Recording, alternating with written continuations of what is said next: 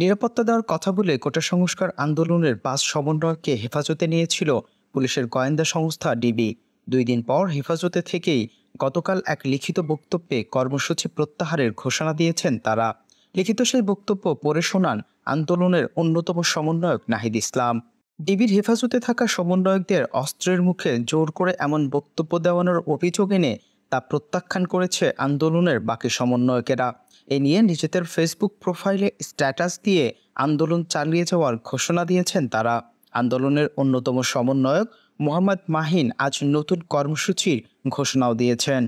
কোটা সংস্কার আন্দোলনের অন্যতম সমন্বয়ক রিফাত রশিদ তার ফেসবুক প্রোফাইলে লিখেন, সিনিয়ররা আগে নির্দেশনা দিয়েছিলেন এবং বৈষম্য বিরোধী ছাত্র আন্দোলনের শুরু থেকে নীতিগত সিদ্ধান্ত ছিল সমন্বয়কদের মাঝে এক গ্রুপকে তুলে নিয়ে গেলে বাকিরা নেতৃত্ব দেবে।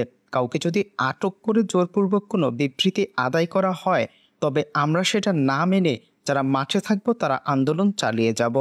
ওই স্ট্যাটাসে তিনি আরও লিখেন, গণস্বাস্থ্য থেকে তুলে নিয়ে যাওয়ার আগে নাহিদ ভাই, আসিফ ভাই এবং বাকের ভাই তিনজনই স্পষ্ট করে বলেছিল, আমরা যদি নাও থাকি আন্দোলন চালাইয়া নিবা, আন্দোলন যাতে থেমে না থাকে। আমাদের উপর অনেক ঝড়ঝাপটা যাবে, যারা বাইরে থাকবে তারাই অন কমান্ডে থাকবে। তাই সিনিয়রদের শেষ কথাগুলোকে বুকে ধারণ করেই আমরা আন্দোলন এগিয়ে নিয়ে যাচ্ছি। জোরপূর্বক আদায় করা বিবৃতি বাংলাদেশের ছাত্র সমাজ প্রত্যাখ্যান করেছে।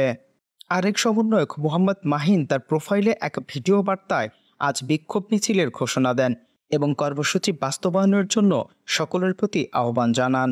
কোটা সংস্কার আন্দোলনের আরেক সমন্বয়ক আব্দুল হান্নান মাসুদ একটি ছবি পোস্ট করে লিখেছেন, জিম্মি হওয়ার পূর্বে সিনিয়র সমন্বয়কবৃন্দের নির্দেশনা মোতাবেক আন্দোলন চলবে। বাকিরাও একই স্ট্যাটাস দিয়েছেন। এখন সময়ই বলে দিবে কোটা সংস্কার আন্দোলনের গতিপথ কোন দিকে মোড় নিবে, পরিসমাপ্তি নাকি নতুন উদ্যম।